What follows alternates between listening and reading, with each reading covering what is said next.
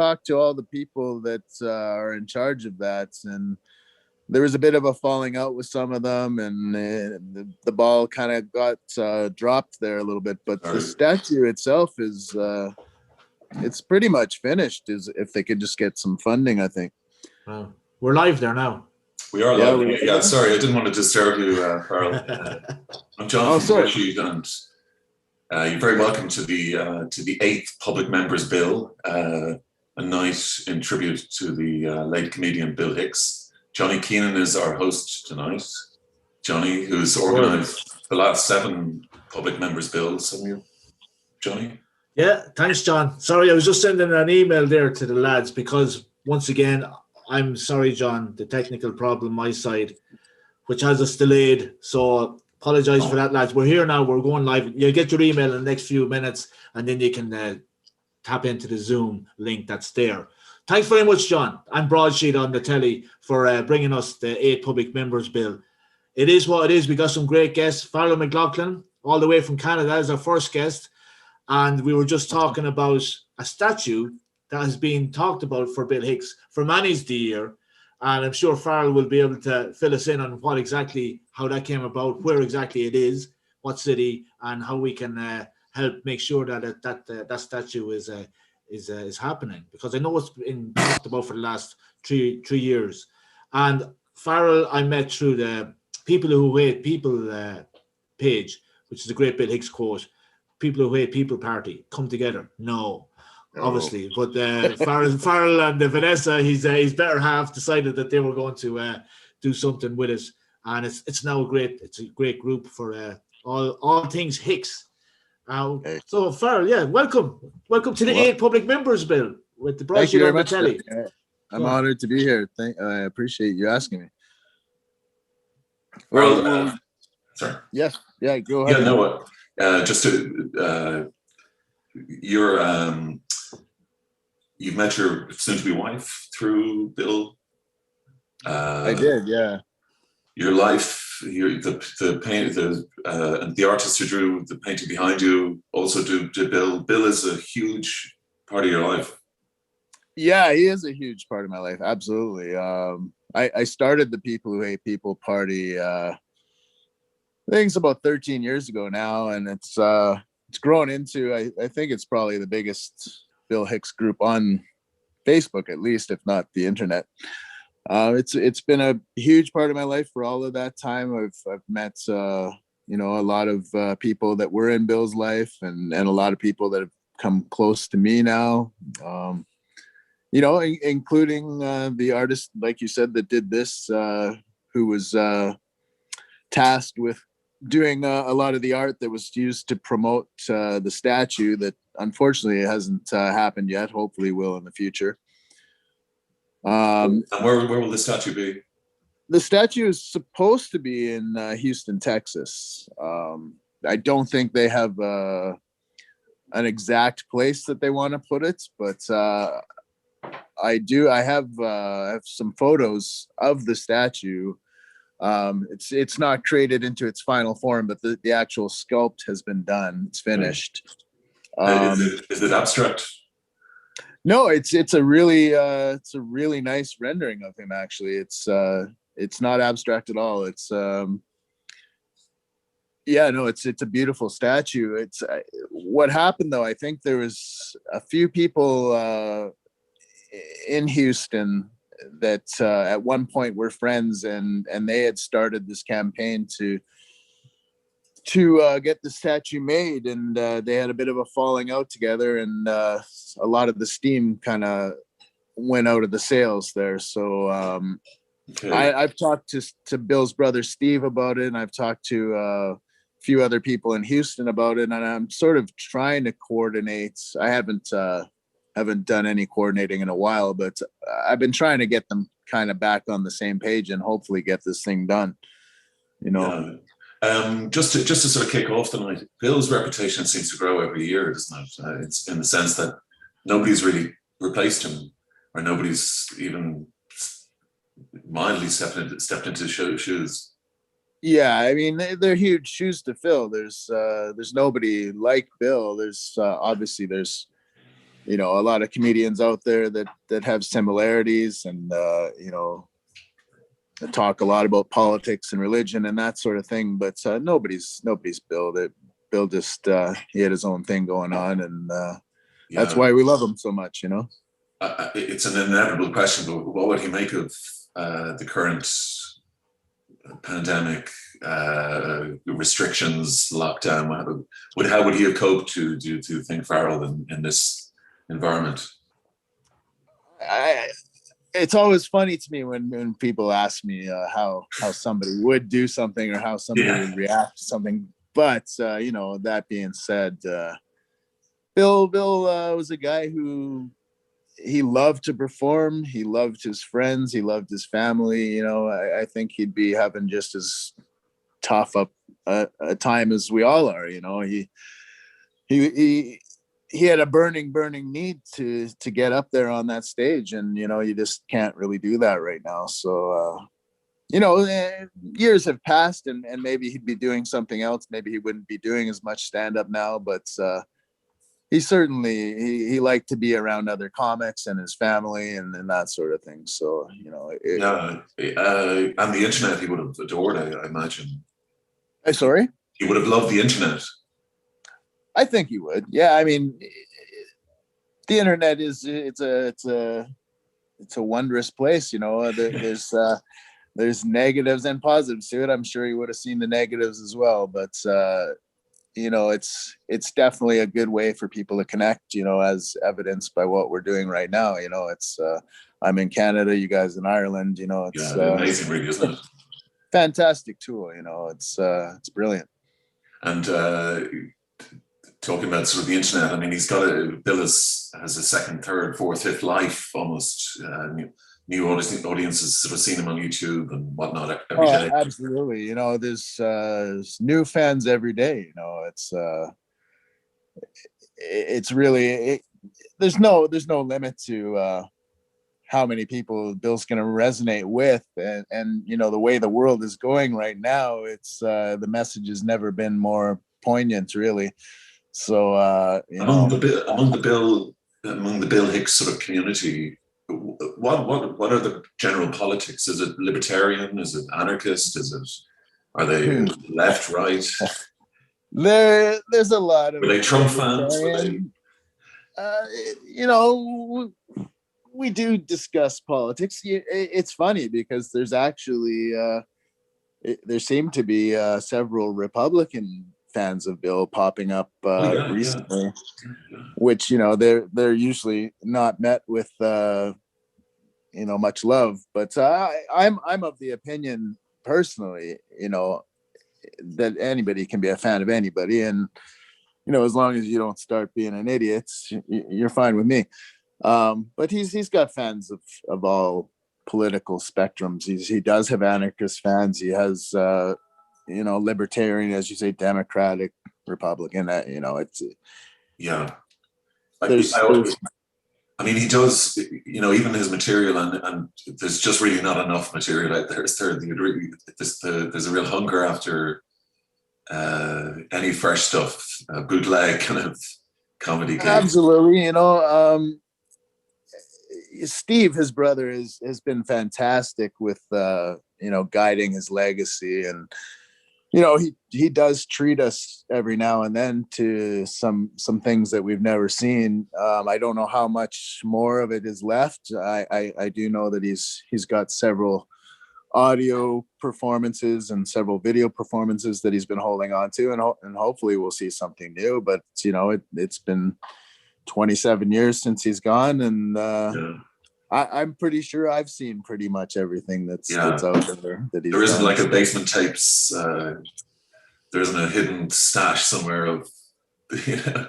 Well, you know, Steve has teased at it, and I know he's got a room full of Bill memorabilia. So, you know, I think there may be probably not you know, a whole new act that we're ever going to see, but there may be a few hidden gems, a few jokes we haven't heard before. So I for one will look forward to anything I haven't seen of Bill's, because everything I've ever seen has been brilliant. So Yeah. Sorry, Johnny, do you want to? Yeah, do you know the way he was worldly, almost like universal. You Oh, know, absolutely. and they're talking about holograms and all that kind of stuff. Mhm. Howard Marks, I was tour manager for Howard Marks, and he was actually in talks with a company to do it, and unfortunately he died 2016. But a bit of a legend in relation to the cannabis community. Yeah. But He was imagine Bill doing a hologram. Sorry, what do I think about it? Bill, have you ever heard it being said or talked about? Yeah, I've seen people talk about it in the group. Nobody with any real connection to Bill. I don't really ever think that it's something Steve would be a big fan of, you know, and personally I'm not sure I would be either, you know, but maybe. Yeah. Farrell, just speaking about today's climate, I mean, Bill was a conspiracy theorist. And conspiracy theorists are maligned to the point of kind of such derision today, you know, kicked off, deplatformed, you know, anybody raising sort of any issues is knocked off offline.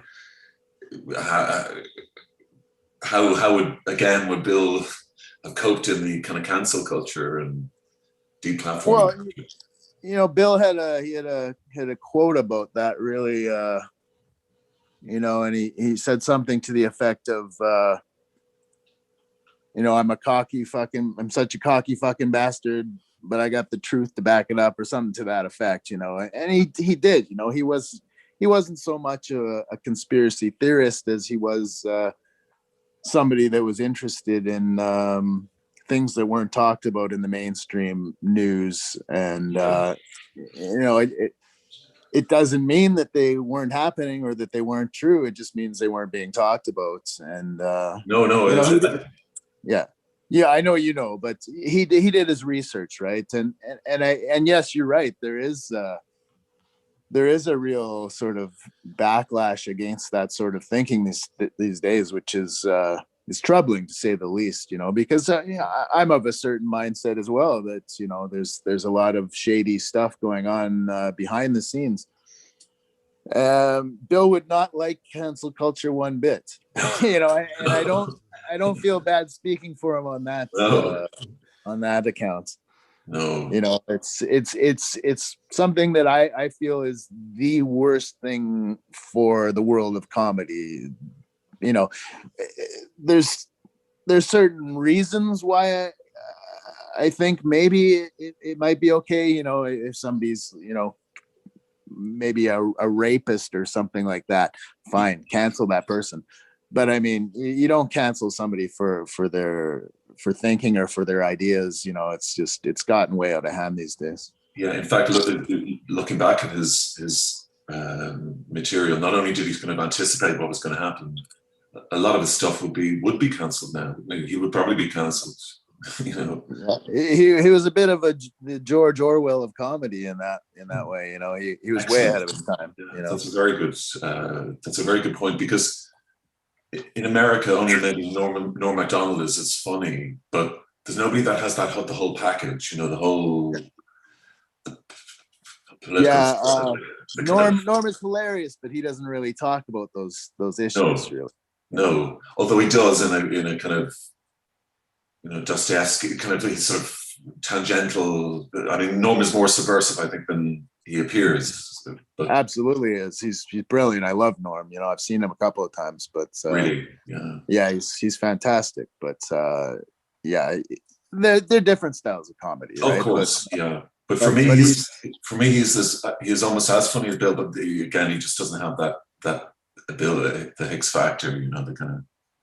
Yeah, I mean, I actually, in some ways, I think Norm is funnier than Bill. You know, he almost doesn't even have to tell a joke to make you laugh hysterically. You know, but Bill was more of a philosopher. You know, and I think more energy as well. He was rich. He had more energy as well, Bill, I think, in terms of his anger, you know, his rage. He did, yeah, absolutely. He was burning mad, you know.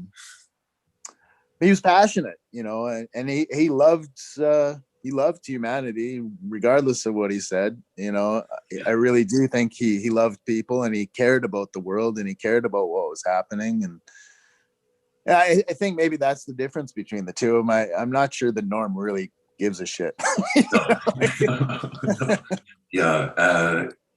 And I don't think Bill would ever apologize. You know, I mean, he would never, you know, humble himself before the system, so to speak. But it would probably be a very fringe character then, sort of a cult kind of, yeah, elder lemon. I suppose George Carlin then is usually sort of put up with him in that. But in terms of your community, who do they rate? Is it sort of Richard Pryor then? Yeah, you know, whenever that question is put up in our little community there, it's people talk about Carlin, they talk about Pryor, they talk about Stanhope, you know, Billy Connolly, even you know, what's the other guy's name from Scotland there? Frankie Boyle. Frankie Boyle, yeah, he's kind of lumped in there sometimes with him too, you know. Yeah. Dave Chappelle, of course, you know, Dave Chappelle's brilliant. Yes. Frankie Boyle would rave about being a massive Hicks fan, but Frankie Boyle was a big Bill Hicks fan, yeah. Yeah. So like everyone, whether they say it or not, like Tommy Tiernan has said it recently. Tommy Tiernan, I don't know if you know him, is an Irish comedian, and he's said that Bill Hicks was a bit, because he usually went to Lenny Bruce was Tommy's go-to guy. But he's just recently, and I'm sure he knows Bill from back in the day, like he would have been touring when Hicks was at the end of his career. So I'm sure he would have definitely seen his show if he hadn't met him in Edinburgh, for example. And that was where Hicks was at, like in relation to not being big in America, because he had done so much in Britain and Ireland, he couldn't do anymore. And to be working so hard to get his name as a respected comedian in America was something that I think that eluded him, but he died at 33. You know, he definitely would have been a household name by 40 if he was allowed to keep going. You know, he was really on the trajectory of something great. And as you say, it's not all about the comedy; it's the philosophy of the comedy. And at that time, we'll remember, because we're kind of old, but to the younger viewers, that 92 and 91, like NME and Loaded, they were hailing like comedy, stand-up comedy was a new rock and roll. Yeah. With that, then you had the Britpop and the grunge scene, music. You know, things were really alive. The pop culture was massive. It wasn't really even alternative, because it was all thrown into the mainstream, and they were all doing very well. And you know, everyone had a bit of a swagger about them. And it wasn't even Blair's New Labour attitude either. It was a great time to come of age, because there was so much fucking rock and roll in relation to the music and the comedy. And Hicks really, you know, reveled off that, I think. And because he had come through America and been fans of the Beatles and the Stones, he's seen this as a second wave of and one that he was definitely going to ride on. And I think he led it. One of those, Johnny, was Sean Hughes. Yeah, exactly. Who died I think 2 years ago. 2 years ago now. I was listening to an interview, actually. He was talking about, he was the first person I'd heard about Bill Hicks, because, you know, there was no internet. So Bill was very rarely on British television. I think he was on Channel 4 a couple of times. But, so I heard about him through Sean Hughes in an interview. And I listened to the interview recently. It was an interview that Joe Jackson had done for Hot Press like 20 years ago. He's talking about Bill Hicks, and it's unbelievable. I mean, it literally could be talking about today. You know, it's really bizarre. It's sort of almost time as an illusion. You know, totally. You know, but Sean raved about him. Yeah. He wanted to give up stand-up after he seen him. He says, he can't top that, so he didn't see what's the point in trying to imitate him. But I think all the comedians that rave about Bill Hicks, they lack his warmth. You know, it's funny that like Frankie Boyle has none of the humanity of Bill. I've heard that story a few times, though. You know, where comedians, after seeing Bill for the first time on stage, have just basically said to themselves, "I'm never going to be that good. I might as well just pack it in." You know, I've heard that from 5 or 6 comedians. Yeah. Well, I can understand that as well, though, Farrell, because if you're an aspiring comedian and you have it bisected in relation to, you're not just a gag slinger, as Stevie Garland will say. There's something to you. You're in comedy for not just to get laughs, but also to give a message. And I think not a lot of people would have said, well, that's the message that I want to get out. And he's doing it way better than me. Like, he had that preacher thing about him. And he understood religion to the point where he was able to really kind of throw it back at the hypocrites and say, look at what you are like, and he did it so beautifully and artistically and presented in such a way. So I can understand that a lot of people would have said, there's no point in me doing it. He's doing the job. All I got to do is follow him. And that's his legacy, really, because he just said what loads of people wanted to say, but couldn't articulate themselves in such a way, and said, okay, that's the guy. He's doing it. Let's just follow him.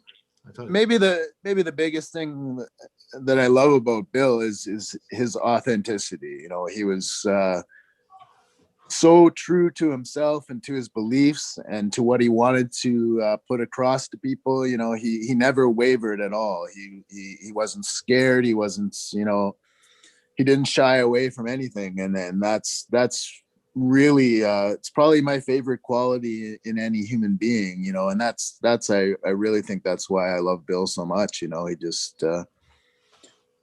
He just had a message and he wanted to deliver it, and nothing was going to stop him from that.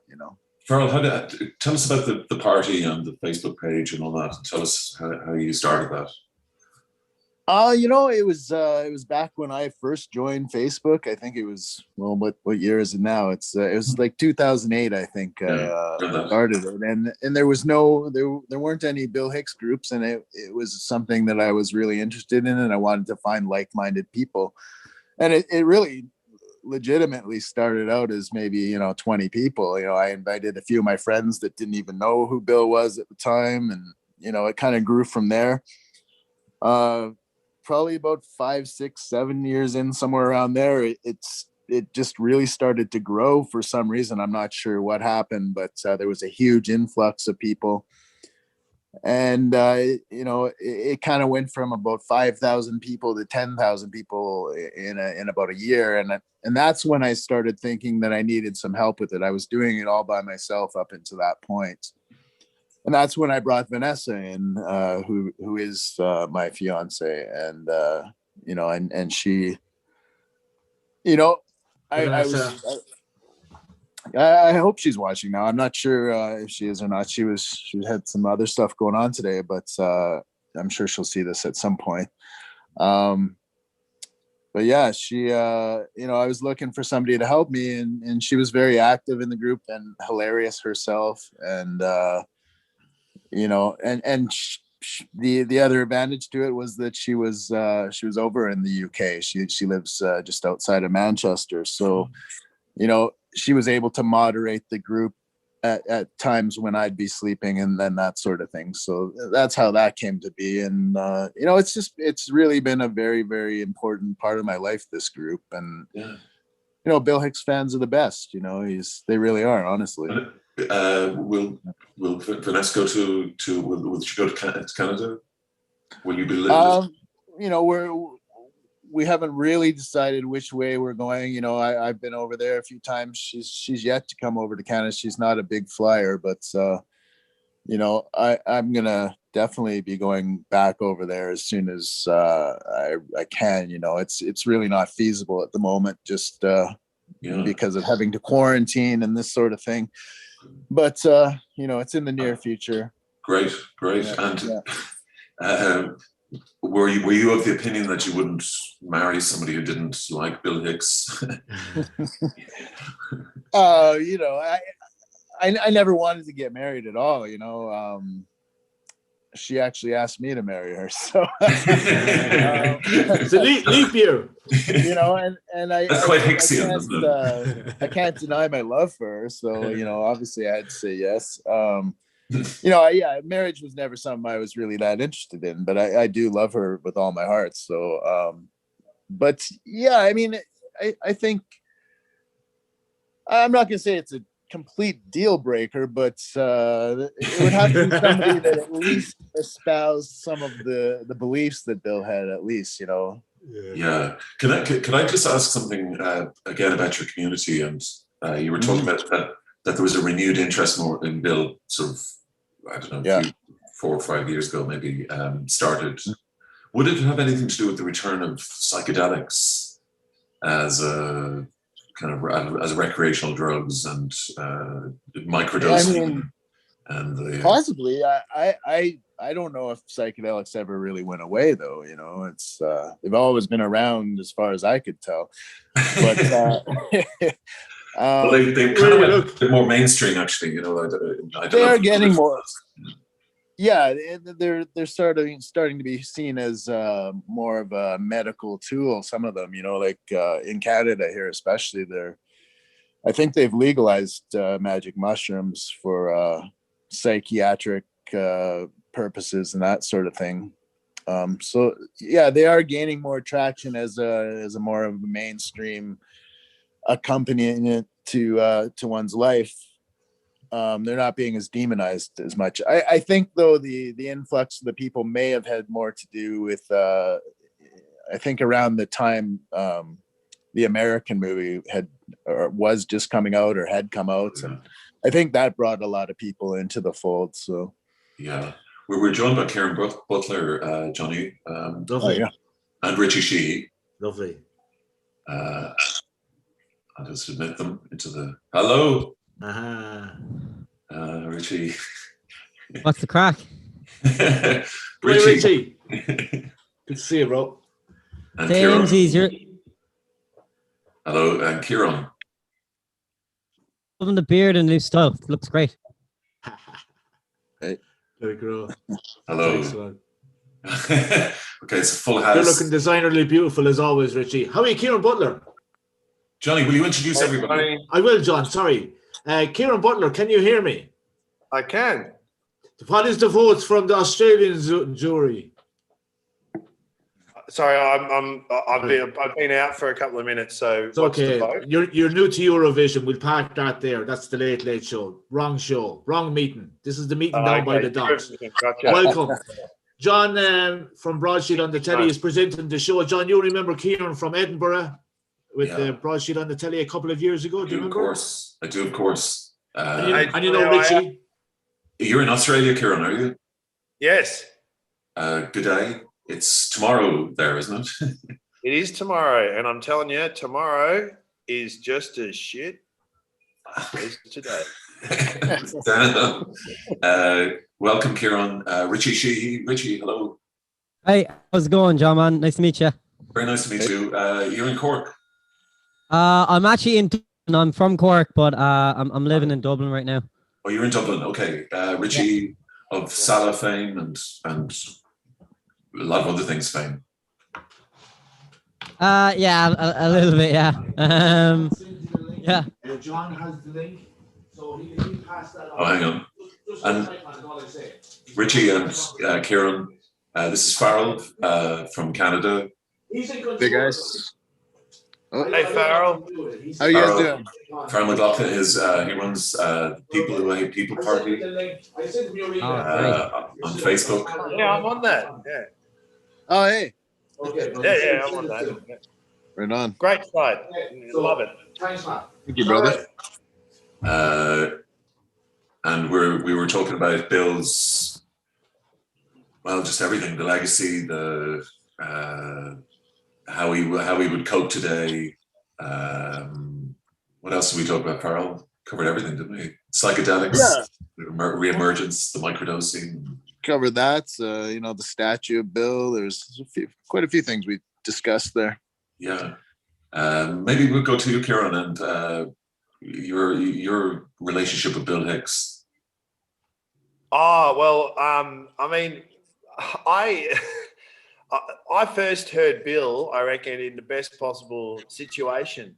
I had taken some acid, gone for a drive in the country with some friends, assumed that I was going to probably find some sort of hotel to stay in, got to a place way too fucking high. Couldn't find a place to stay.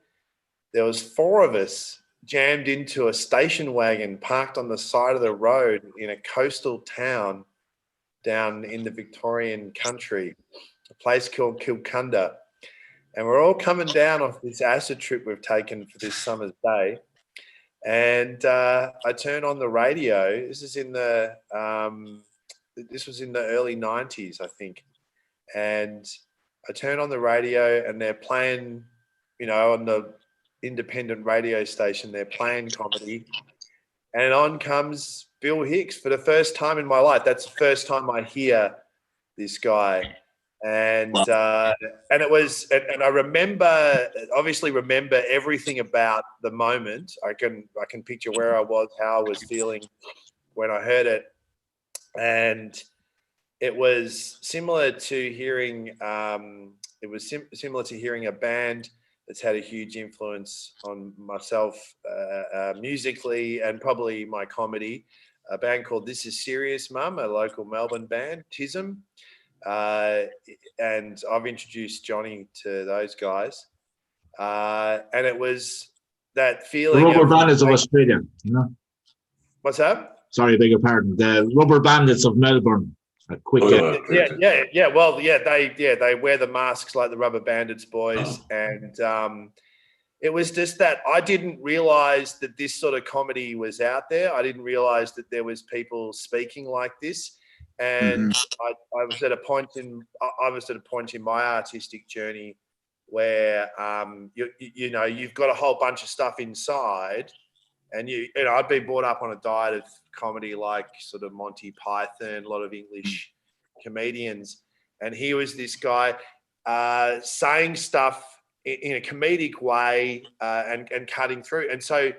That formed my relationship with him, and I sorted out. And I've worked over the years with Johnny, doing various gigs through Ireland over the years, and it came sort of, because Johnny's here, it came full circle. We were doing a gig one night in a place called Tullamore, and I had a stormer of a show. I was doing my Australia is Fucked show, and I just had one of those great nights out on stage where everything was flowing well. It was feeling real good.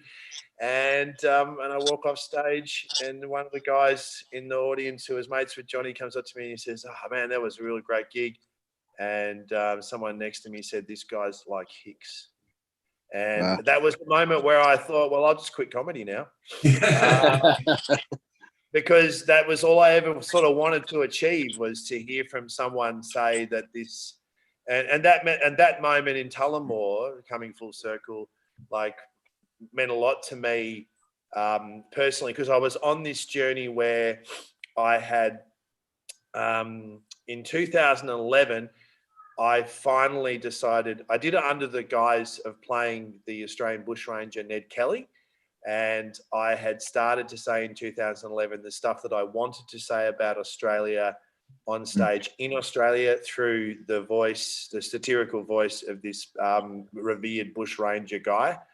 And it was in 2013 that I took that mask off, as it were. So getting back to TISM and Rubber Bandits, I took the mask off, and I went to Edinburgh and I said, "This is my show, Australia is Fucked."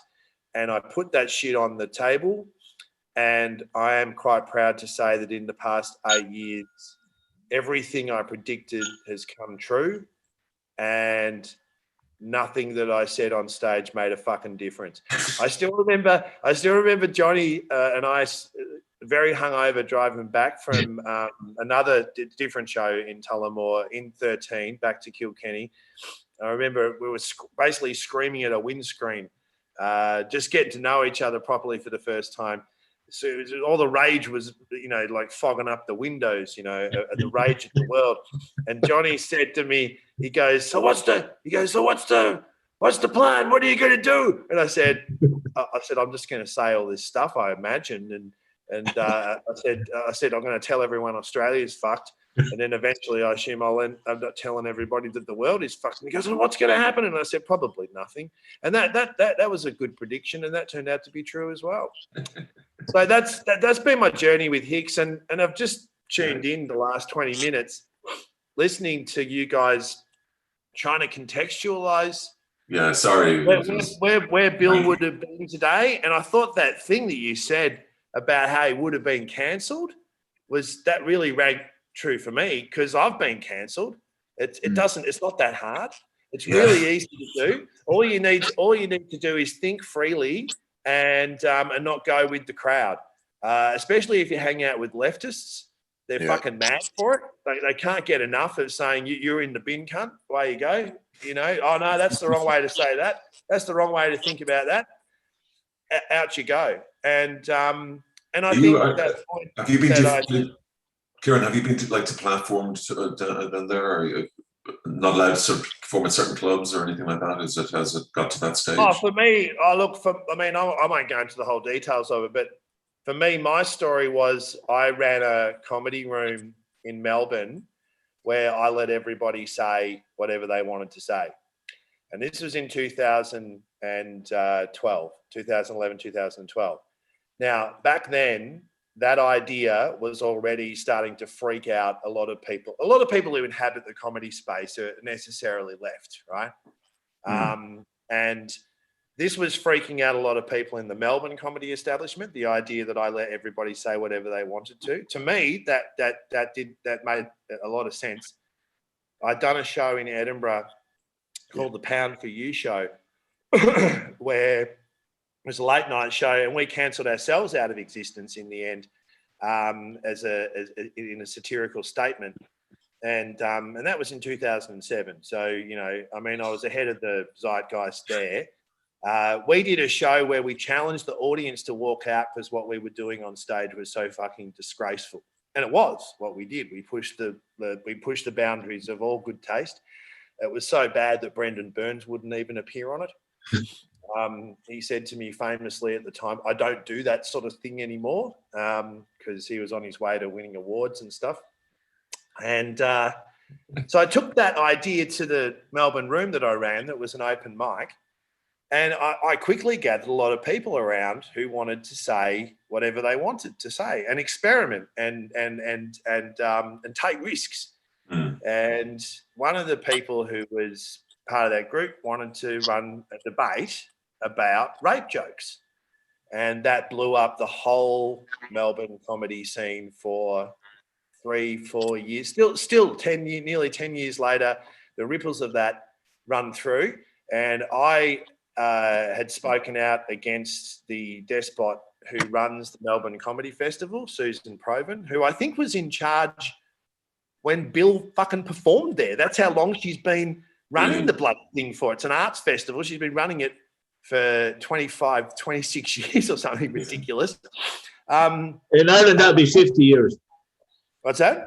If she was in Ireland, she'd be on her 50th year probably.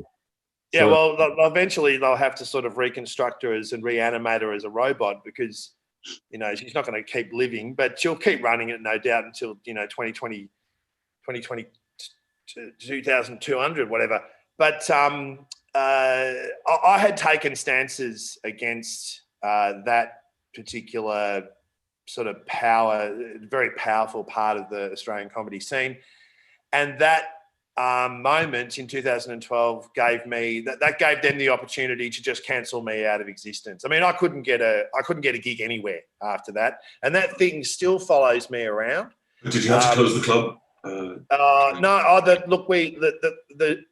The night kept running, and I've kept doing what I've been doing in a small way. And I have a loyal band of people who. We just started up our room again after COVID the other night, and I had another person come up to me and say, thanks for the support you gave me in the early times. 2 years ago, I started with you and no one else would give me a go, and you let me do stuff and fail. And now I'm doing this, and I owe it all to the fact that you gave me that support. And I mean, that means a lot to me, but for all intents and purposes, for myself, I'm proud to say that I was probably cancelled before it was cool.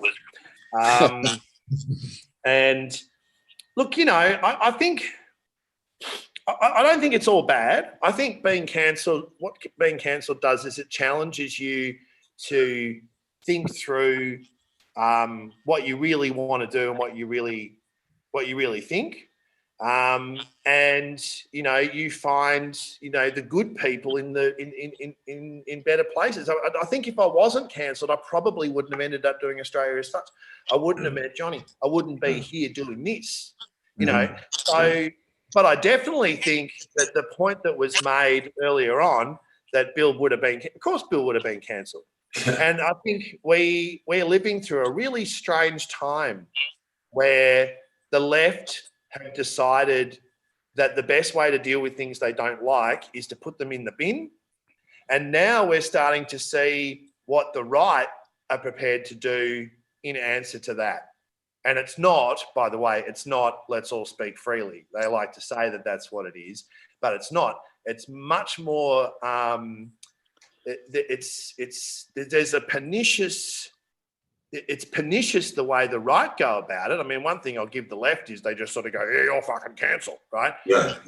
But the way the right go about it is much more pernicious. But the left have got some questions to answer for themselves, I think, probably going forward over the next decade. How did we end up there? And what are we going to do now we've turned that into not just a flash in the pan, that's now the way things are done. Yeah. Step outside the lines and you're done. Yeah, by lunchtime. And the problem I have with it, I know I'm getting off on my soapbox here, but the problem I have with it is there's no the punishments. No one thinks about punishments being commensurate with offences, and if you have a system of punishment, you know, it has to be commensurate. There's got to be, you know, you did something and then you get punished. Like, as far as most people say in the left, Louis C.K. can never do another gig ever again.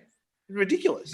Yeah. It is ridiculous. Like, it is for what he did. For what he did, whether you think it's wrong or whatever, you know, I personally think that there's nothing. I think there's nothing more equal than saying to two other people, "Hey, do you mind if I do this?"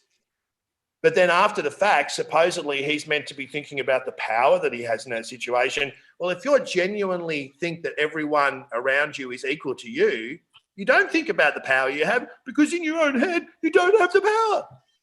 You can't think about power you've got if you've got an approach of being equal. No. So whatever happened. And now 2 years later, he does a gig and up come the left, feminists mainly. Oh, you shouldn't be doing any gigs. Sorry. If you want to have a system of justice, commensurate punishment, yeah? Even men were able to think of that. So, Kieran, common law. Even men in the 1500s were able to sit there and go, well, if you steal a pig, I think actually that's actually not as bad as if you stabbed to death 3 guys. So you know how we executed the guy for killing 3 guys? You know how you want to execute this dude for the pig? They're not the same, bro. They're not the same.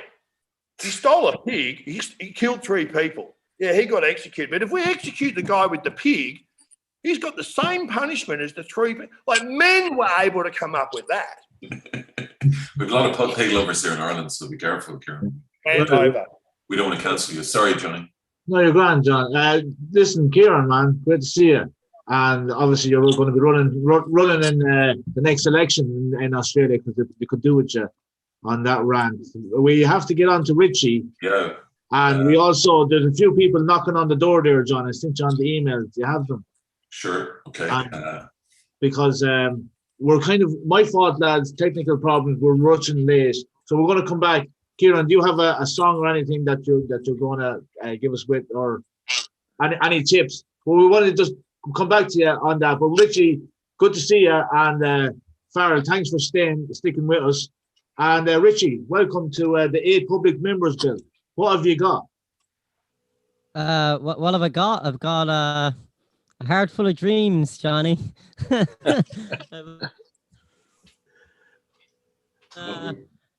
Still a somewhat optimistic mindset, despite being a cynic in somewhat. But they do say that a cynic is just a frustrated idealist. So yeah.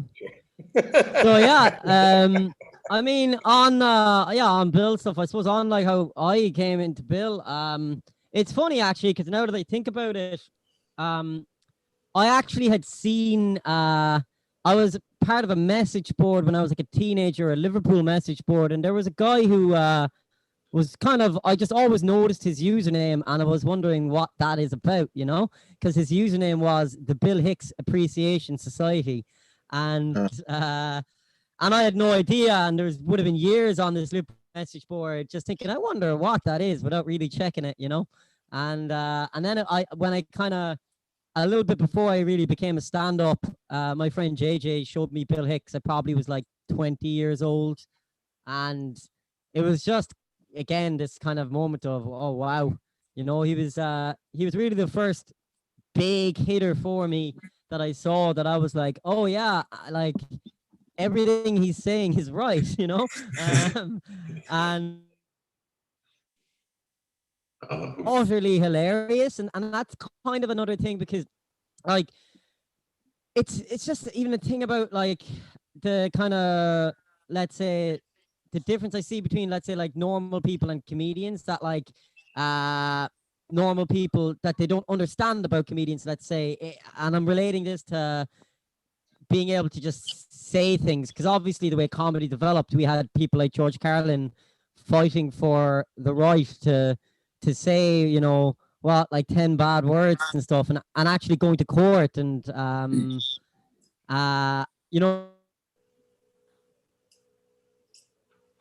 was others, and so obviously you realize that this is a very important thing. About Bill being cancelled, in one way he would have been cancelled, but I also don't really like. Bill was already like, Bill is too big to be cancelled. He's one of those people that, I mean, some people are going to try cancel like Joe Rogan for taking something he says out of context, or sometimes Rogan might even say something, and he'll, like, he did this recently where he realizes he said something kind of that he didn't agree with, and then he'll actually put up a video saying, hey guys, I actually said this, I realized it, I actually want to just make this right.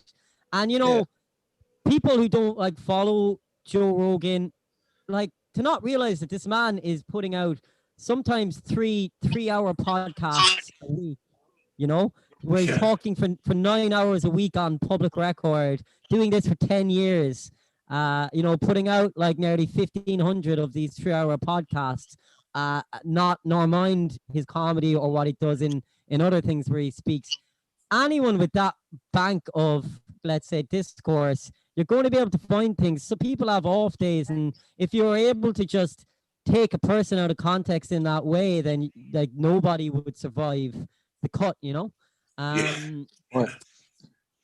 so like but Bill has been huge for everyone, and Rogan has obviously talked about him quite a lot. Rogan mentioned that like the Comedy Store, after Bill died, they basically had a sign that you saw when you left the green room that said, you're not Hicks, because he said that like right afterwards, right after he died, everyone is just trying to be Bill Hicks. And it's another thing about comedy that like you do have to find your own voice in how you say it, even if you may be talking about a lot of the same things. And it was apparently the same with Mitch Hedberg. When he died, everyone was trying to be Hedberg, but no one can do it like Bill did, in the way that he did.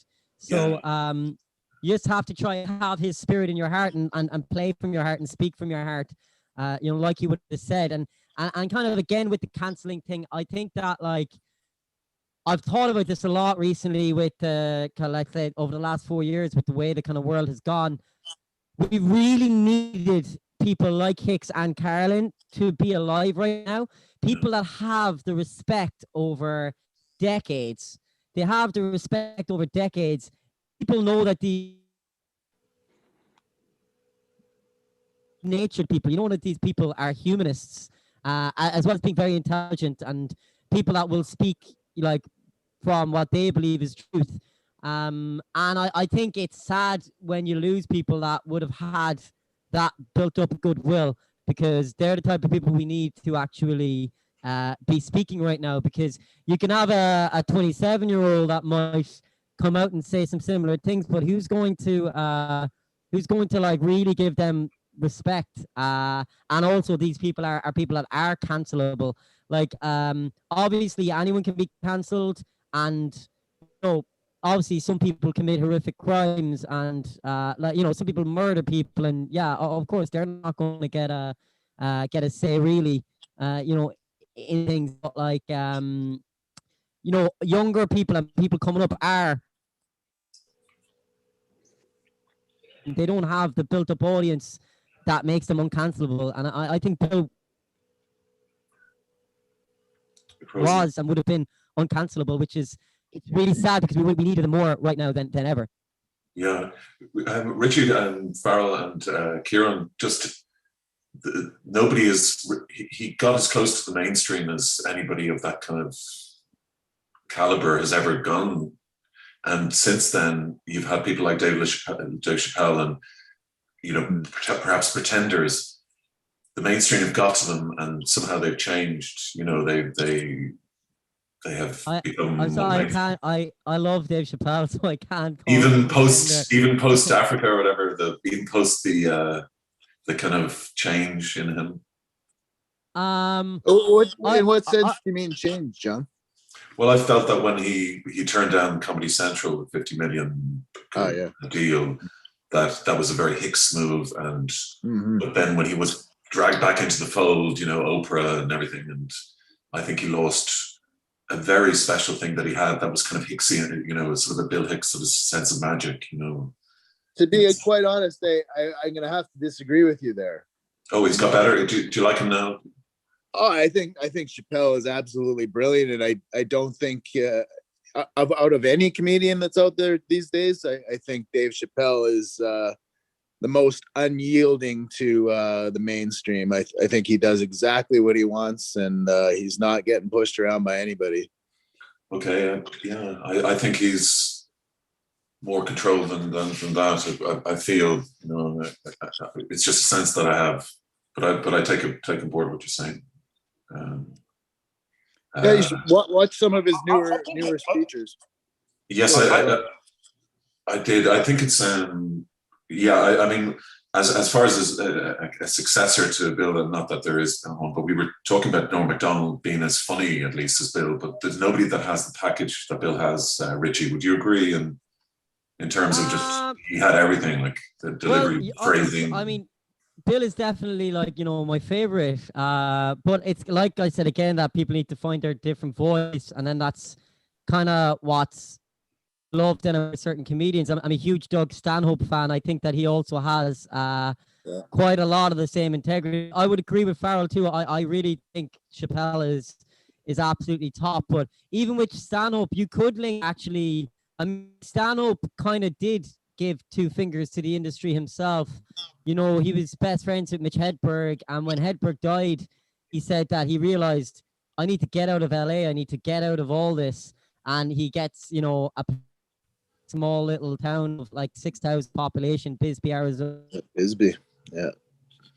He really does what he wants to do. He could be a lot, he could be a lot bigger if he wanted to be, but he's just decided not to be. So he says that he's famous within a 100-meter radius of his gig, within a 2-hour time frame of his gig, and comedian's comedian. So like there are people that are carrying it on, but at the same time, I feel that obviously this could all change in a year or two, and someone else just pops out and develops. But if you look at it, a lot of these comedians are a lot older now, like including Stanhope, including Chappelle. Yeah, it's true. Actually, you don't, like, Bill was 32 when he died. You're not seeing 27, 28, 29-year-olds that are actually doing what Bill did. But also in saying that, Bill was one of these people that was, because he started when he was like so young, when he was like underage, basically, he was already incredible when he was early 20s. Whereas, Yep. I mean, the way I see it, it's a 15-year process. You know, there's very few people that are getting like much earlier than that 15-year process of becoming undeniable. And also, many people can hit 30-year mark and not be undeniable. So, you know, you can't know. But obviously, there are some great comedians coming up, but ones that are like Bill, or even like, you know, maybe there's plenty and we don't see them anymore. Maybe some of them have been cancelled, you know. Kieran, in Australia, is there a climate? I think I would say there's two things that need to be said when we get to this juncture in the discussion. And first and foremost, can I just say thanks to Johnny for starting this 8 years ago. I've been involved since 15, and it is just terrific to wake up on a given day and have a chat with people from all around the world about Bill. In the past, I haven't actually got any song prepared. I'm actually out in the Victorian country at the moment. You usually do. You have had one in the last 3 years, so I've been doing songs. The thing is, I've been doing songs about Trump over the past 3 years, and I still haven't quite worked out what the next song about Trump would be. And I didn't want to do it to a timetable. I'm sure there will be one, but I think there's two things that we need to say whenever we reflect on Bill. Firstly, I reckon that around about 30 years after Jesus died, there was probably a whole bunch of people sitting around in Israel going, you know, that preacher's a bit like Jesus. I mean, I reckon he could end up being the next Jesus. And that guy, don't you reckon that Paul just sold out when he changed his name? I mean, he was guy, man. I was already selling tickets to that crucifixion, and then that motherfucker he just gets on that road to Damascus and changes his name. What a sellout prick! I think you have to be careful. I think you have to be careful all the time when it comes to deifying anyone or anything. And I think you have to remember with Bill that when he got to the point before he was diagnosed, he was beginning to be as frustrated as anyone would be, having spoken the truth uphill and down dale. The life on the road was hard from town to town. He wasn't celebrated everywhere he went. He went to the places where it was hard to say the things that he said. And he had discovered that there was an audience in America. He'd left America and found this audience over. He'd done the gigs in Ireland. He'd come to Melbourne.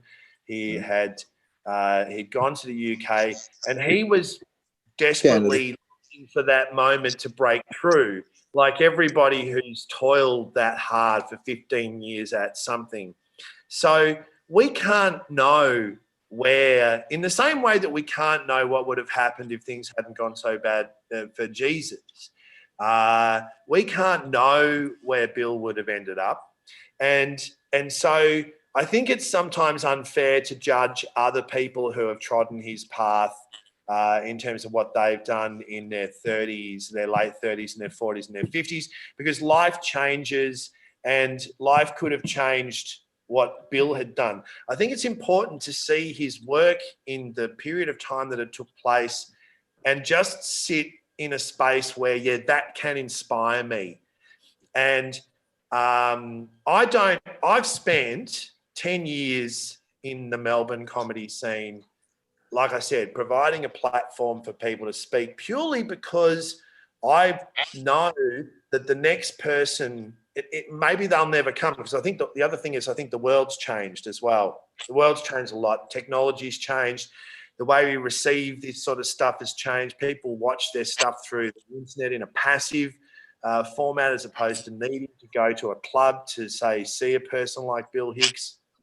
I think that the effect of the Murdochs and the Fox Newses and the mainstream media, it's just all become much worse. Let's face it. I've woken up this morning to Joe Biden's done an airstrike in Syria. What do you all think about that, you Democrat fuckwits, blah, blah, blah. I mean, when is someone going to stand up and just say the job of being an American president is to be a cunt, right? Right? That's the job. It's in the description. You know, what your first thing you do, you'll have to be a bit of a cunt. You'll have to kill a lot of people and you won't feel good about it. Oh, you know, they take them into the smoky room and say, Show them tell me what my agenda is. I mean, Bill did say himself, he said that he ascribes to Mark Twain's theory that the last person who should be present is the one who the last person who should be present is the one who wants the most. The one who should be picked is the one who should be dragged kicking and screaming into the White House. Which it is, you know, because it's a role that this popularity contest to have this power, and like what normal person would want that, you know? What normal person would want to go through this? Jesus, you know? Yeah. To round off the point that I was making, I've spent 10 years, you know, running a comedy room, looking for somebody. I mean, in Australia, like, you know, present company accepted, we need, in Australia, we need a Bill Hicks, you know, but we don't get it because comedy in this country has been so dumbed down and so mainstreamified. The effect of having a director of the comedy festival that's the same person for 25 years, that's had an effect. There's an entropy. So I run this little room, okay, and a few years ago, a young girl came through the room. Her name, some of you may or may not have heard of her, and her name was Eurydice Dixon. And from the moment I saw her, I thought, oh my God, she's got something. And I ended up working with her quite a lot. We did a bit of podcasting together, and she was a fierce intellect. She had the bravery to stand in front of a bunch of feminists and bag out feminism to them and blow their minds apart. She had so much going for her that was Hicksian, as it were. And we lost her to a lunatic who raped and murdered her back in 2018. And in the aftermath of that, Eurydice would never let me meet her father when she was alive, but when she died, I got to meet her father. And, you know, there was a massive, it was a huge media thing in Australia at the time. And now, you know, Eurydice is the young comedian who was killed on the way home from a gig. And the one thing that her father's constantly said to me is she might not have been doing comedy in 2 years, you know. She was only 22. And what she used to come to me and we talked about what she was going to do in the future. And one of the things I said was, one, this will take you 10, 15 years to work out what you want to do and how you want to say it. And that's a big commitment. And that looks pretty crazy to a 22-year-old at the time. And two, you'll have to get out of this country because this country won't nurture your brain. Like you think too far outside the square for the comedy industry in this country. Now, ironically, she's now got a grant named after her that's given out to young women in comedy by the very person who was the despot that I talked about who runs the comedy festival. I mean, you know, it's really strange how there's parallels to where to what I first started to talk about, and through that process, I noticed that she was becoming deified for things that she hadn't really done or hadn't really thought, because people latch onto that sort of thing. So it's just so. If I saw someone on a stage like I did with her and thought, wow, she's the type of intellect that could really turn things upside down. I mean, the journey that's got to take place between 20 and 35, as Richie was saying, is so huge. So I guess I always try and resist the urge to, you know, we've got to be careful not to build up to be so big that nobody can ever climb that mountain again. You know? Like we're very quick to say this person No, they're not bad, but they're not as good. And no, they're out there. It's just that, just like Bill, they're going to toil for 10, 15 years before you've even heard of them. And we have to be, and I think we got to be open to the fact that these people are out there. And I think it's getting harder and harder to say these things, because even open mics these days are getting policed for people who are too edgy.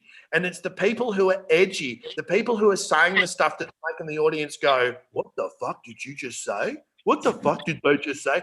That's Bill. That's going to be Bill in 10, 15 years' time. Speaking about you, Kieran, we were joined by Doherty. Ian, good evening. Hello. Sorry, again, man. Long time no see. Very long time no see. All I see is a kind of a half a head. I'm missing the. Yes. We're keeping in.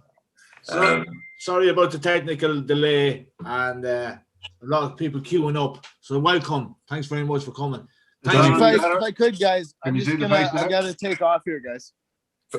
Farrell, thank you very much for joining us. I appreciate it so much. I'm gonna duck out as well. The day's just started here. I gotta get some stuff done. But it's been so lovely to join all of you, and I'm gonna keep this on while I'm pottering around getting my shit together. Thanks, guys. Thank you. Nice to see you guys. Thanks, Much Kieran. love, guys. Thanks, Farrell.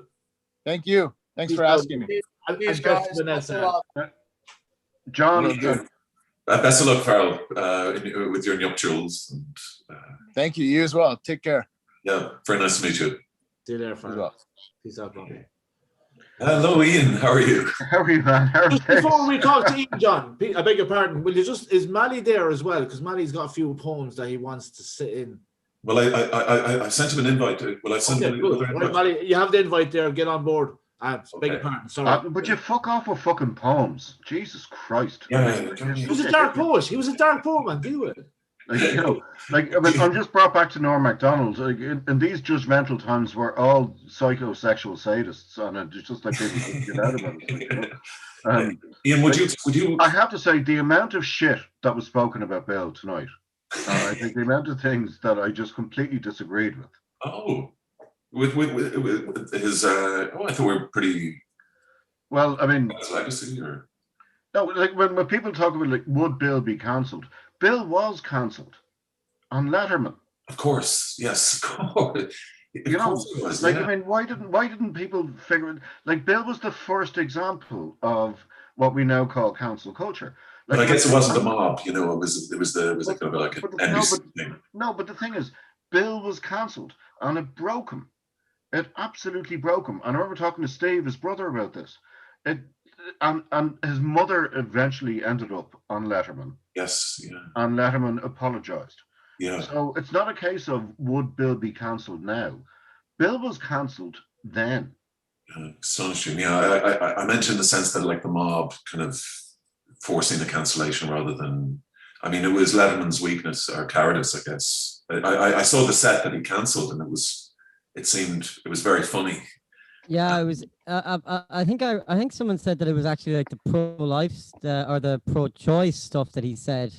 It was chain your arms to the graveyard if you're that pro-life. Stop people being buried, right? And it was one of his weakest sets. Funny enough, it had a couple of good gags, and Letterman loved it, and they pulled it at the last minute.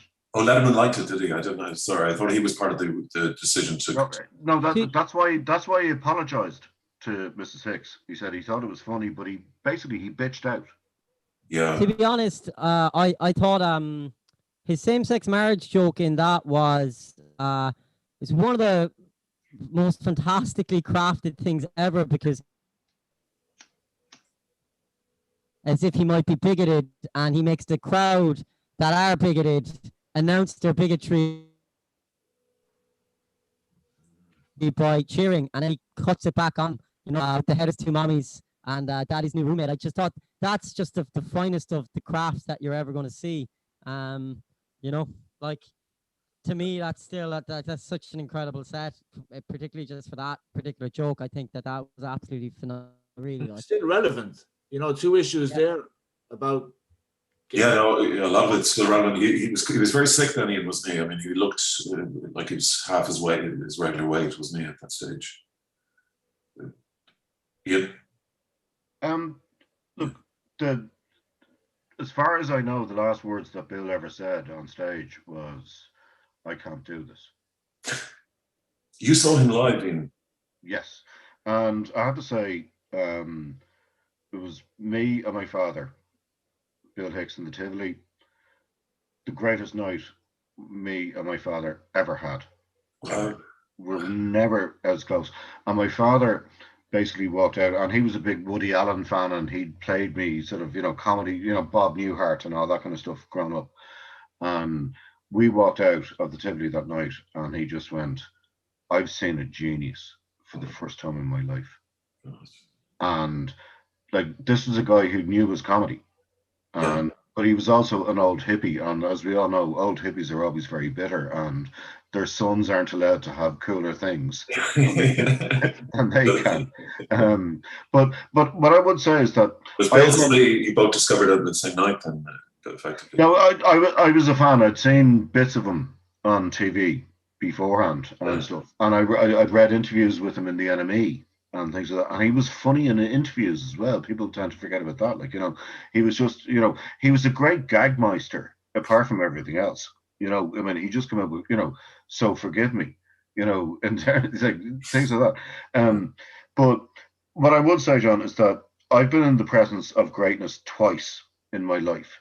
One was Mikhail Gorbachev, and the other was Bill Hicks. Wow. Genuinely. And I don't say that lightly. I really don't. Do you mean in a sense like there was kind of an aura or certain magic, or there was a presence? When they didn't speak. There was just that ineffable realization that there's something going on here. There's something going on. And the night with, like, it was a press conference with Gorbachev and then a quick meet and greet afterwards. And I was surprised at myself how much in awe I was. It was like, this is the man who's basically brought an end to the Cold War. And then with Hicks, it's like, this is a guy who tells great dick jokes. And as I said to Steve, Bill's brother, last year, it was like, I don't know who tells the better dick jokes, Mikhail or Bill, And was the night you saw him, was he in good health then, or was he? No, he just, as we discovered afterwards, he'd got the word, and he knew. But he threw himself around the stage like a rugby player. He was so physical. At times when he didn't need to be, because the punchlines were so good, he didn't need to do the physical gag. Yeah. But if he was going to be shot in the head, he was going to fall on the floor. Yeah. That's, back into the left. And it was exactly. Yeah, that's going to hurt, actually. It's going to hurt every night doing that. Well, he was a physical comedian. Like, he wasn't slapstick, but he was physical. And I don't know why I met Steve last year before the show, and where do you go in Dublin except that place by the Keys, the oldest pub in Ireland, which would be a very touristy thing to do. I don't know whether Mulligan's might have been open across the way, but I went to this place anyway with himself and his wife, Marty. And I just asked him that question. He says, "What do you want to know about Bill?" I said, "Why was he throwing himself at the feet of the audience, more or less? When he'd emulate some kind of shoot, if he was being shot, or just literally throwing himself on the ground, so he felt the physical pain of what he was saying to almost hit home that this isn't just fucking one guy you're fucking with a mic and smoking a cigarette and telling fucking dick jokes. This guy he's giving it to you hard, and he's going to throw himself on the ground to show you how serious he is." And I thought, like, that's overlooked as well. But yeah, you were saying, Ian, about the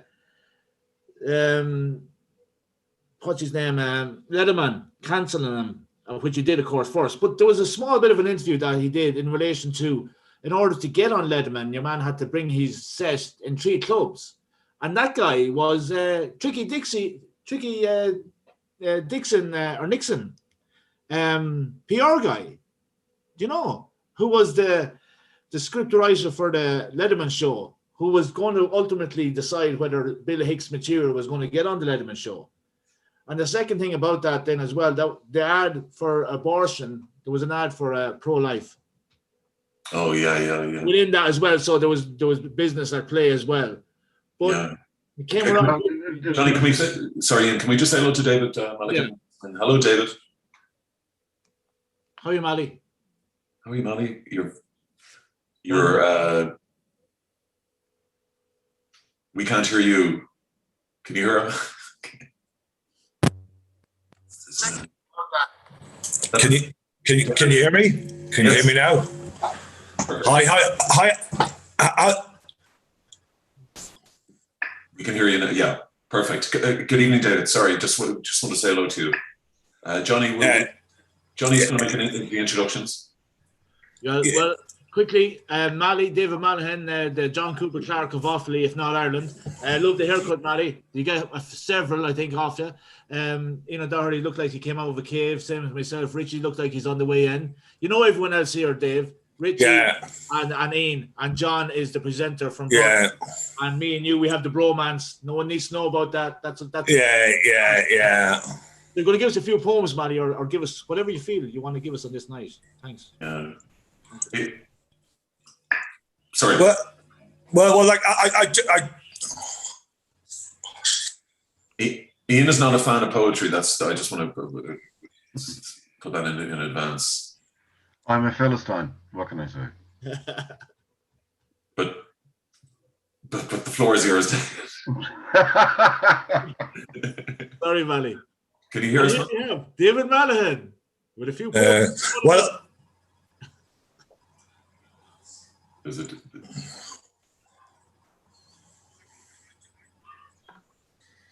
David?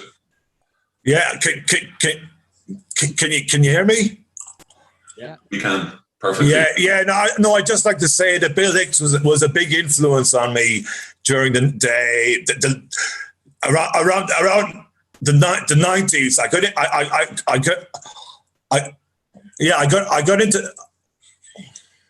I got into Bill Hicks in the 90s and some of his videotapes, and I was just blown away at like how funny he was, how accurate he was. Yeah. So like. And David, Mally, you have a poem you've written about Bill? No, it's got a few poems that are relevant. Oh, okay. Yeah, I think his point about the funny is like it is something you can't discount, because there are people that like maybe try talk on similar topics and stuff, and they just aren't funny. And it's like, even in terms of like talk to a lot of kind of comedians about this, like the way I see it now, if you're coming up, you gotta learn how to be funny first, because people trying to, do a Bill Hicks and they're not even funny, it kind of ruins everything. I think find out how to be funny, and then you find out how to craft in what Bill was talking about, Yeah. All right. That's the problem with Zoom, John. I'd like to. Everything looks like it's a hostage video. I know. David, please. Take the floor is yours. Okay, I hit this poem to Richie Sheehy. Richie. I love you. Hey, Richie, shut the fuck up, Richie. Well, it's a short enough poem, but it doesn't even rhyme. It doesn't. Artistic freedom. Yeah, come on, Molly, you can't be cancelling people. Okay, I'd like to dedicate this poem to Richie Sheehy. Great. Why can't you stick your acoustic guitar up your ass? This is a house party and we were having fun. Talking and listening to the stereo, but you had to take the guitar from out of your bum.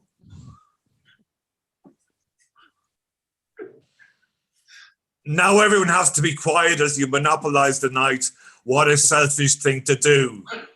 For just one night, can't we take a pass? Why can't you stick your acoustic guitar up your ass?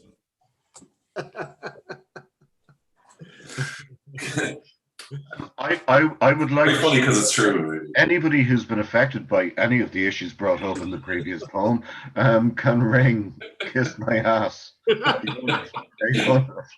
Wait, Molly. Now, Richie, I see you have a guitar there, so get ready. But not before. John, we also have to have Cormac Lally in there, coming in from Skibbereen. You're going to love this scene. 2 songs, 2 poems from his own. All right. Oh, Jesus. Hang on. Now, listen, lads, we're trying to bring it together. Have we not peaked on the poetry now? That was okay. That's what it's all about. And I just want to say at this point as well, there's absolutely no women on the show, so get your emails coming in for whatever reason. So excellent. Yeah. You did try though. We did try. Thanks, Richie, and you're proof of that. And thanks, Richie. No, like I'm saying, you should put that in because it makes it seem as if you were just like, I didn't want any women. Yeah, you did. Yeah. Well, we also have a few. You did try. Last year. We also have a few videos from last year we might be able to get to see, and we have a special guest called Tom Rhodes coming on as well. So yeah, brilliant. Molly, do you have another poem for us? Oh yeah. Yeah, this is a short one. They're all short. That's why he's good. Okay, I love dogs. I love dogs. Okay. A dog's life. Shut the fuck up, Richie. Life wouldn't be a slog if I could only be a dog. Forget the austerity farce. All I need to do is to smell dog's arse. Tongue out running down the path, admiring mounds of shit I shat. Up a tree the cat it calls. I sit down and lick my balls. Yeah. Beautiful. Who's that dedicated to? His mother.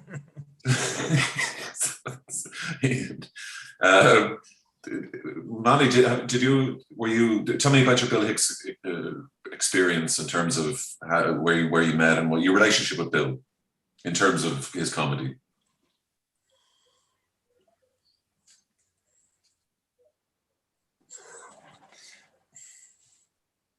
Okay. Was that performance art, by the way? We have a short connection, or obviously a slow connection there to Molly. We can't hear him. Yeah. Really? Oh, we lost Richie there. Oh no, not a poet. The guitar. He got. Oh, okay. Was that actually performance art or a bloke trying to read a poem? Well, Manny, that was a great. I love the poem about the guitar, the guy, the party. Well, obviously Richie didn't. Come on. There's a big problem in this country. Too many people are playing guitars. You should learn a different fucking instrument.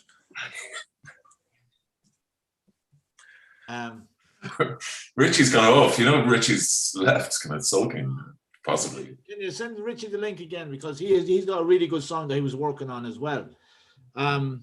Cormac Lally is there, Tom Rhodes, and we have a few videos, John. Thanks, John. Thanks, John. My pleasure. It's a fantastic song. There's a huge delay, a very long delay, Mally, I think, with our connection. Yeah, we can't ponder on that, unfortunately. The technical. Sorry, Mally. Ian, we were talking about Sean Hughes. I was listening to an interview he did with Joe Jackson, and it's on YouTube, and he talks about Bill, and it's like, what are the Canadians like? Oh, there's this guy, Bill Hicks, I met in Australia, etc., etc. Do you think Sean ever got to the kind of Bill level, or was he as our answer to Bill? I think he got as close to Bill's level as he possibly could. That's the thing. You know, Bill's level itself was a different, complete level. Sean was a very morose, unhappy guy. And I was very fond of him. I'd known him from the time we were kids. Really? Like in our 20s, you know what I mean? So before he was famous. Sorry? Before he was famous, before well before that, and it was all back down to the International. Do you remember the Comedy Cellar and like he used to actually push carts in the Super Quinn and Knockline. He used to like basically stack all the carts and things like that. So like that's where I would have known him from. But Sean, I had to write the obituary for him for the Indo. Yeah.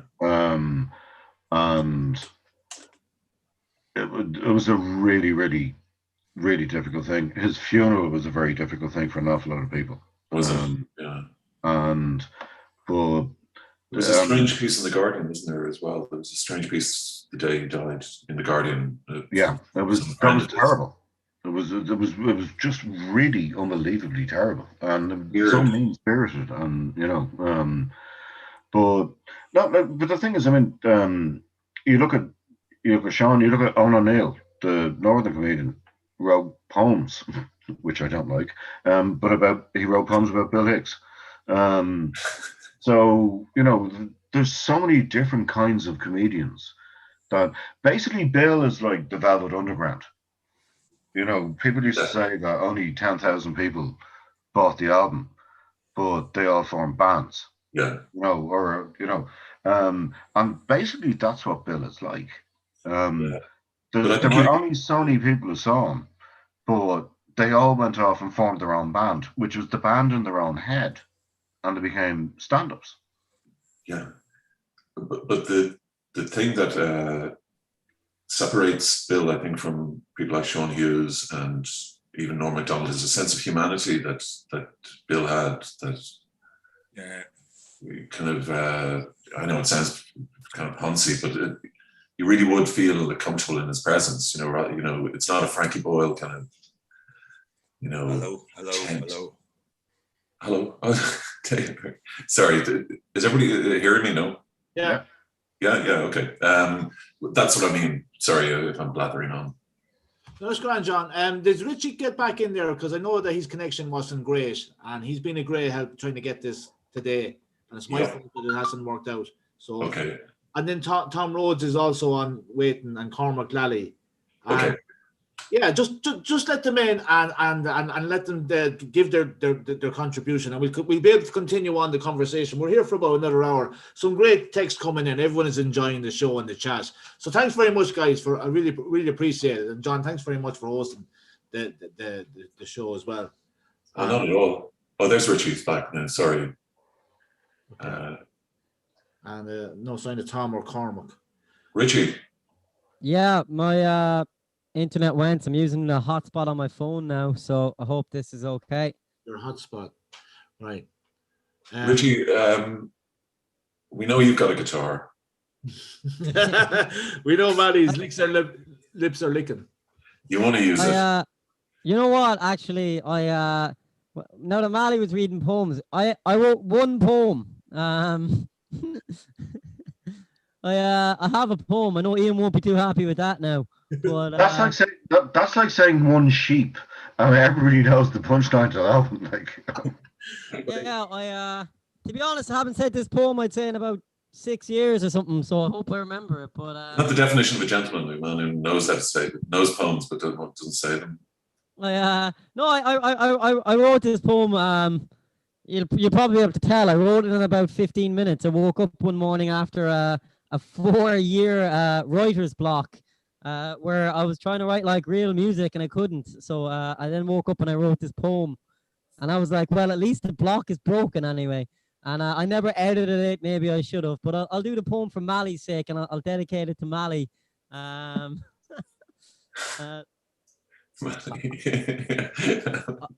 hope this comes out in a steady stream. So this poem, it's called What We Be. Okay. Free will, just an illusion, bound by our constitution. Justifications post and pre. Why are we what we be?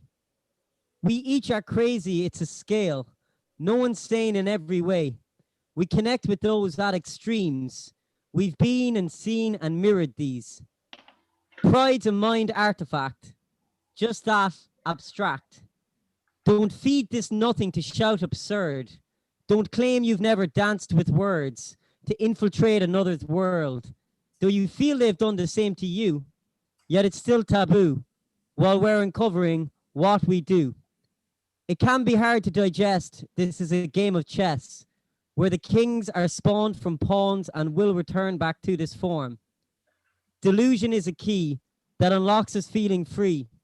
Even if just temporary, for the moment, we feel free, as if we've chosen what we be. We could live to our poetry critic, Darley. That's beautiful, Richie. Any fan of Bill is a friend of mine. Cheers, Ian, man. That's what it's all about, lads. So if 5 of us came together, there's another 5 waiting to contribute as well. And Melly, you wanted to speak? Yeah. I have 3 poems about masturbation I wrote, right, and they were all influenced by Bill Hicks. I'll read one. William Wanksock, packs of 5, woolly, striped toes like a glove. Something through the pile for the one that you love. Under the bed, stuck to the shelf. You're about to have sex with yourself. Chain smoking, overweight, sweaty spectacle. Tearing up in the gaff for your favorite receptacle. 3.5 billion women do not flock to the house of William Wanksock.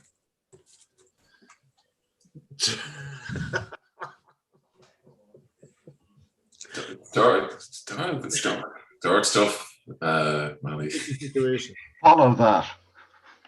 Well, there's 2 more. That's the only thing about there's 2 more. I'd love to hear the second one. 2 off the wrist. Molly? Yeah. Yeah. This is called sneaky wank. Do you know when you live with people and you got to sneak in a sneaky wank and you're living with other people? So this is called sneaky wank. House is empty. Let's be frank. It's time for a sneaky wank. Broadband or memory bank. Keep an eye on your flank because it's time for a sneaky wank. One in the talk. Walking around with a plank. Is your name Hank? You're overdue a sneaky wank. Firing only blank. Your own arse do you spank? Did your man escape from Shawshank? Nothing as inevitable as a sneaky wank. Okay, Molly, the third one had better be about Bill Hicks.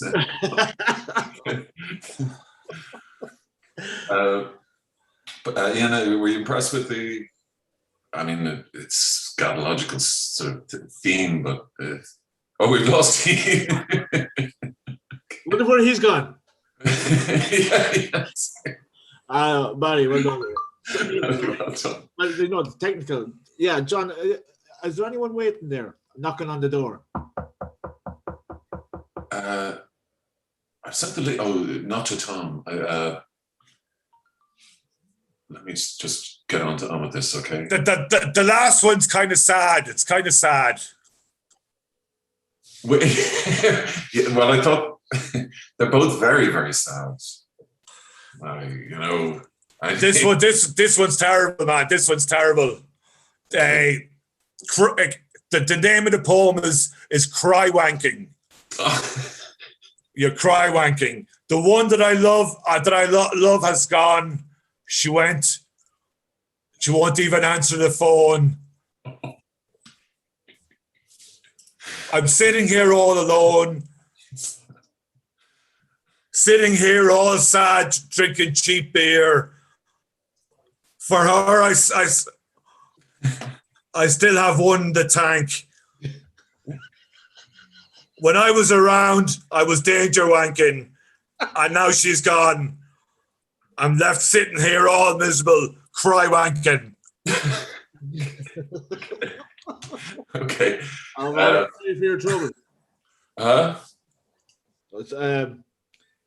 Johnny, Richie. What? Well, we've we've just had three sort of let's face it, incongruous kind of poems about fapping. Do you have anything more Bill Hicksian to share? I don't have any more poems anyway. To be honest, I didn't have anything prepared. I do have a guitar, but to be honest, I don't have anything prepared unless I was just playing a normal tune or something. But I'd say it's probably okay unless it calls for it, you know. Especially if there's people knocking on the door. I meant to say that as well. If there's like a limit, then I can definitely pop off if you need. You know Tom Rhodes, Richie. He's doing a podcast with Mark Maron now at the moment. So he's ready to hop on there. I think hopefully, John. Is he not? Well, I've sent it to him. I've sent him the link anyway. Okay, yeah. Well, like he's obviously still at that, so hopefully he might. But he has the link anyway. So and Cormac, or can we show any videos, John, of contributions from Eric from the Bionic? Yeah. Mally's gone again. We don't want to know where he may have gone. Okay. Full flow. Richie, actually, I've sent all the links anyway as much as I can. Richie, how are things with you? I mean, are you gigging or in any capacity? No, not gigging. I mean, I've kind of just accepted that comedy won't be back for a while. I'm kind of stockpiling material, but you know, it's kind of right now just kind of keeping the head down and trying to write a bit. And like I don't like online Zoom gigs, to be honest. There's like some people doing like actual gigs on Zoom, and it's just not the same thing. I mean, Tommy Tiernan said that he'd prefer to go out and scream at traffic, and I agree with him on that. Like, it's a weird animal. So like, I mean, I might do sketches here and there. To be honest, I'm a big fan of sketch comedy, so I think I'll just kind of tip away, do sketches, and just write. And then, I mean, I just want to be in a position that when it opens back up, that I can just get going, and that and you know, there's always opportunity. Like you know, I heard a quote that like opportunity is a bus that, you know, that will leave, but you know, just prepare because it will be a bus that comes around again, and make sure you can hop on next time. So you know, when things open up again, everything will be different. The Dublin, if I'm still in Dublin, which I probably will be, I'd say I definitely will be, the Dublin comedy scene will be a lot different. So I'll just kind of scope the opportunity then and see what's best. But your comedy not like, unlike Bill, is sort of character based. That's why you like the sketch stuff. You know, you create characters. No, well, so my stand-up is not character based at all, but my stand-up is actually like, so the character based thing was just a kind of, initially it was just a random sketch I did that became big enough that I just keep playing that character online for like Liverpool fans. But no, my stand-up would be pretty it definitely started darker and started more, let's say, I don't want to say the word political because that makes it seem like I have some like political kind of stance or statement, but definitely like socially satirical, and it definitely still is socially satirical. But I do also feel that when I started, I didn't know, let's say, the rule that definitely is there amongst comedians, that you got to get funny first before you start maybe talking about these things. Not that you can't, but like you can do a disservice to the subject matter by just not being funny enough, and then you can come across as just a, you know, disgruntled man-child that doesn't know what he's talking about. But you know, if you get good enough, you can make really salient points, and that's kind of the goal. So I mean, right now I definitely do a lot of socially satirical stuff, but I do mix it with a bit of lighthearted stuff. I probably like the proudest I was when I got a quote of like quotes or things that were said about me. I got a quote that likened me to South Park, and I was absolutely delighted at that, because they basically said that I tackle these, very serious issues, but I do kind of like, I'm poking at them is what they said. But I am measured, and that like I'm not just kind of throwing stuff out there. And when I got that, I was just, also in my head, I was like, I can now put South Park legitimately on my poster. I'm a huge South Park fan, so they definitely shaped my, watching them since I was 8. So they definitely had a huge impact on shaping my views. And I'm sure Matt and Trey, who make South Park, they're obviously Hicks fans, Yeah, well, is there any reference actually to Hicks in any of the South Park episodes? To be honest, not that I directly know of. I wouldn't be surprised, because there's so much in there that they definitely have like layers to stuff that I may not have even seen. But I'd be shocked if they weren't, because of just who they are and what they speak about and how they speak about it as well. Yeah. I'm sure there is a reference to him in The Simpsons at some point, or perhaps even a character based on him in The Simpsons. I'm sure, Johnny. I don't know. South Park would definitely. And Richie is massive fans of the Two Wives from South Park, and they're coming back, I think, next month with a special, vaccine special. So I don't think South Park would exist unless without Bill Hicks. I really don't. I know there's loads of other comedians around that time as well that they would have definitely been inspired by. But Richie is massive South Park fan, so he'd know more about that than me. Richie, do you find the industry in Ireland is like, you got to be careful what you say? You got to be, we had Kieran on talking about Australia being just a place where Bill Hicks wouldn't have even got a gig now. Yes and no. Yes, but also I think it's kind of like that everywhere, really. Like, there's now just kind of clubs that you realize, and to be honest, it's not really even about what you say, because you see some of these clubs that might have these things, but then they would have a much bigger comedian that is saying much, by their standards, much worse stuff. Yeah. So it's kind of more about, there is a lot of like cliquiness in saying that there is there is some unbelievable comedians in Ireland and unbelievable people. You kind of just have to kind of try dance around it. And I think like most of the people that I would get on with in it, we just try to dance around while other people, because other people are just trying to like shout and have their say. And usually these people are the people that don't have a funny bone in their body. And they're the type of people that they don't learn how to be funny before they try and make their political statements. Whether I agree with, because some people make political statements I totally agree with it, but I'm looking at them going, I prefer to hear stuff I don't like that's funny. And that gets back to what we were talking about at the start with comedy, is that like Ricky Gervais was saying actually this on a podcast recently. He's like, I have regularly said things that I completely disagree with, because I saw a way of making it funny. So I present myself as someone with a view that I don't have. Now, obviously, that doesn't speak to what something like Bill was doing, but for sure, comedians have that license. And I think a lot of like other normal people don't understand that. They don't understand that like some comedians, and you have to respect kind of different people's kind of schools of comedy. Some comedians just want the funny joke, or they see how the structure is clever in what they're doing, and they'll say things they completely disagree with, but they just think it's funny, and they think that's all it is, and they just make people laugh. And I respect that too, But I understand. That's why I would say that I'd rather see a hilarious comedian that I disagree with everything they say than see someone I agree with and they're terrible. And like, believe me, this has happened, Yeah. A lot of comedians, they're seen as influencers, so they've been involved in the kind of, vax up now and wear your masks and stuff like that.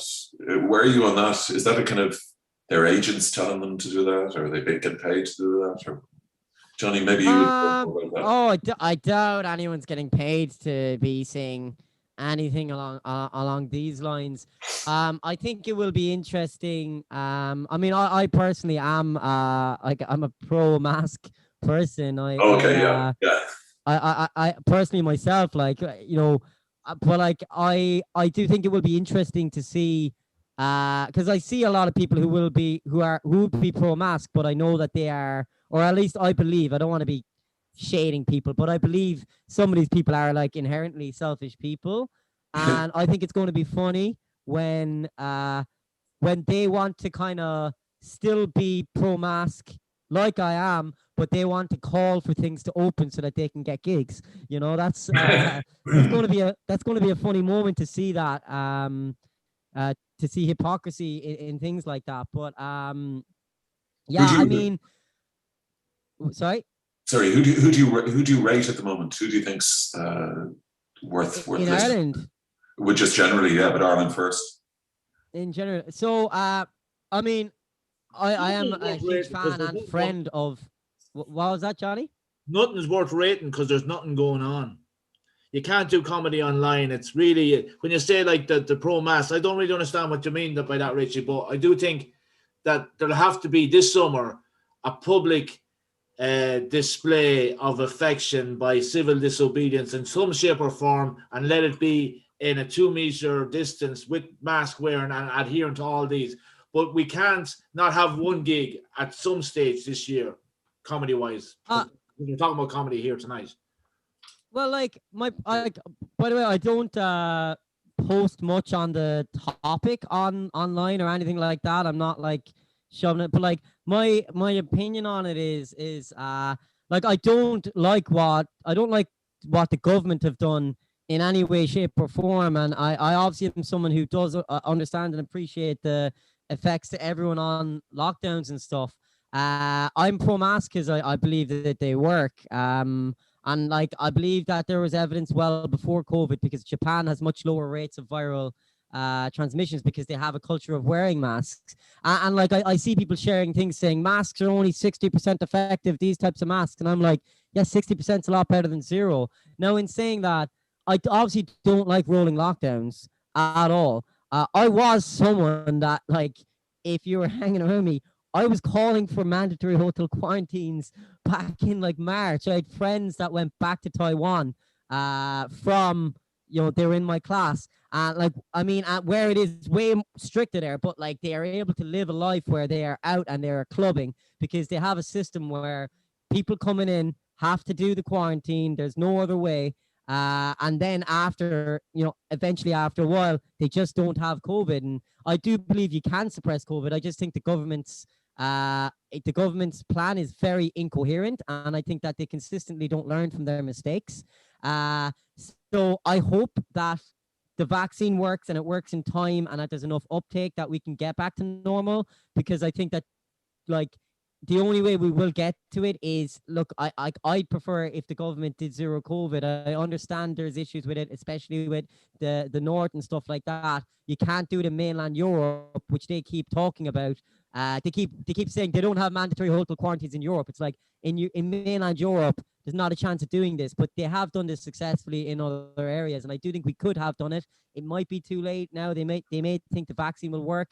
I'm worried that we might get into a situation where a vaccine can mutate, and then we're just still in rolling lockdowns, and that's why I think the government's plan is incoherent.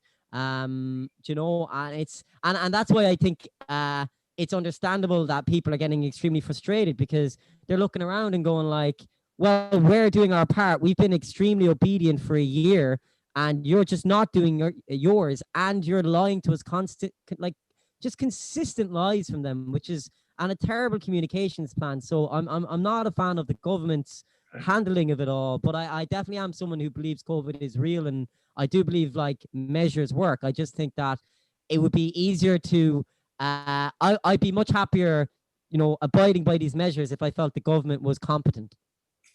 Right. God, yeah.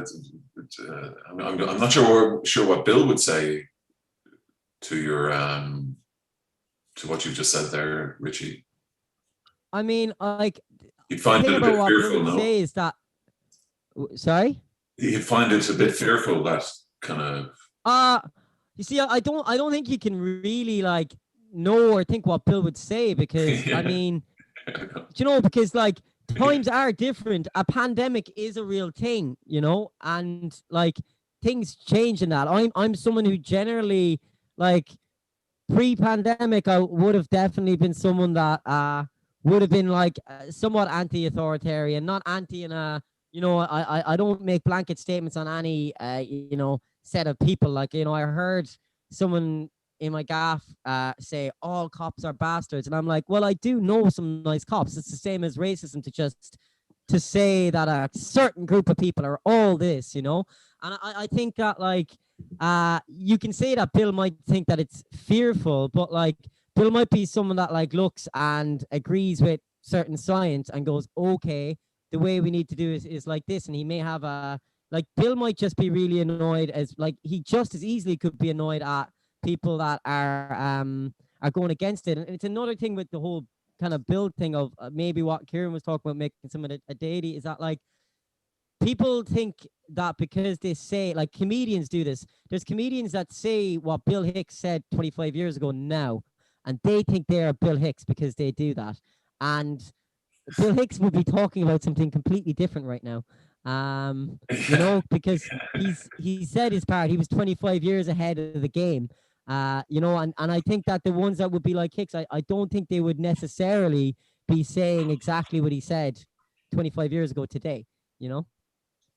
Well, it's on that note, Johnny, oh sorry, Mally wants to come in. Mally?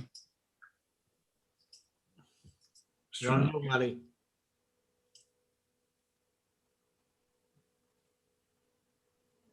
Can you hear? Can't hear. Can't hear you, Mally. No. You're on mute. You're on mute. I've asked you to unmute.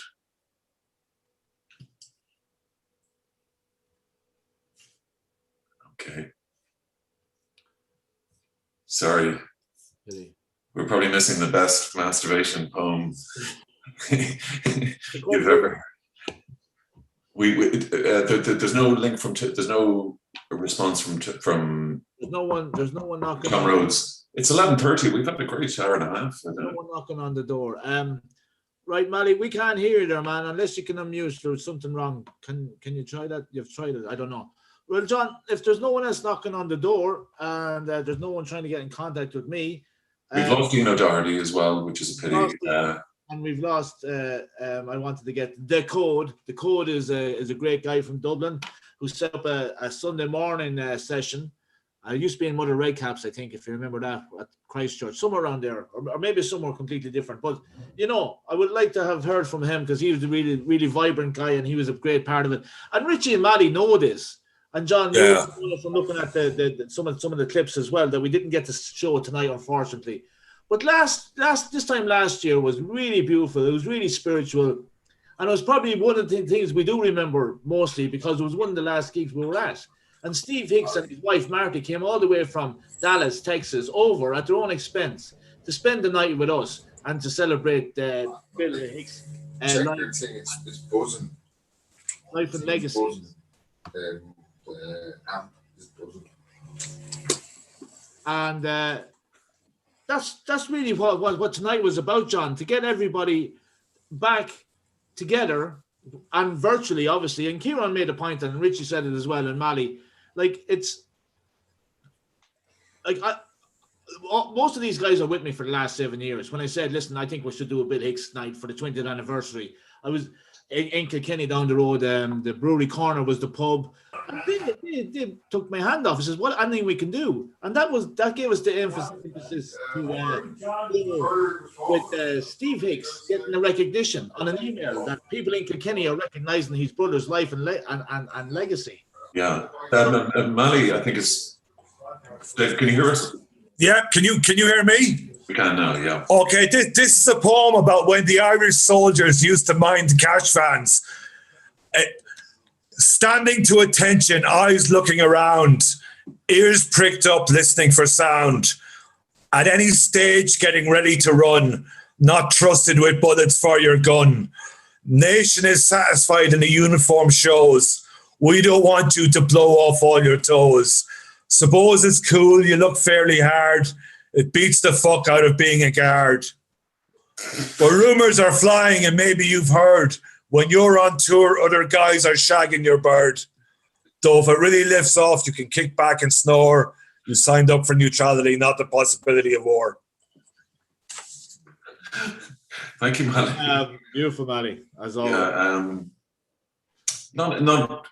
none of them about Bill Hicks, but Mally, very, very welcome poetry. Thank you. Very inspired by Bill Hicks. As I said, the first one that we did in Kilkenny, I didn't know Mally, and he came down with Rira and Cormac Lally, a lot of other guys from Tullamore I'd know. I heard of the legend, all right. But Mally, you know, same as Richie, they've been in it from the first year and anything, you know, and Richie came back from Amsterdam, I think, 2 of those times. And he even came from the People's Republic of Cork at least once. You know, another jurisdiction completely. Yeah, it's fantastic. And that's what tonight is essentially about, John. Same as Broadsheet, the last 4 years, ye have been happy to support it.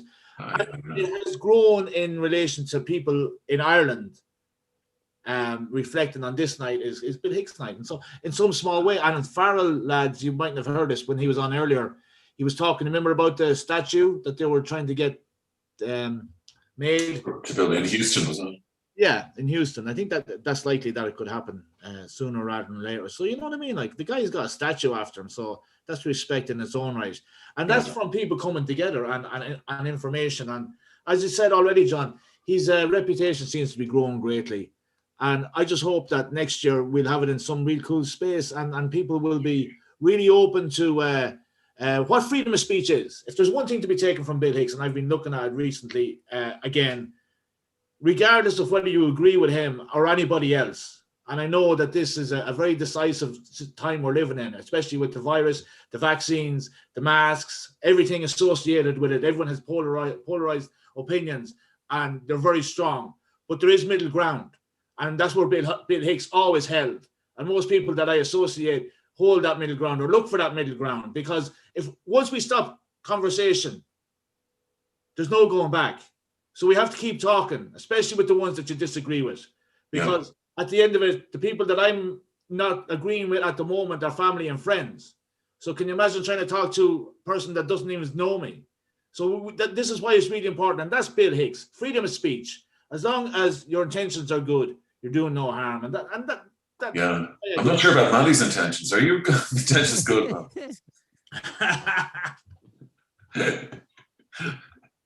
We're talking about intentions. Listen, Johnny, thank you very much for tonight. You put it together brilliantly. Richie, thanks for joining us. Hope to see you when all this is over.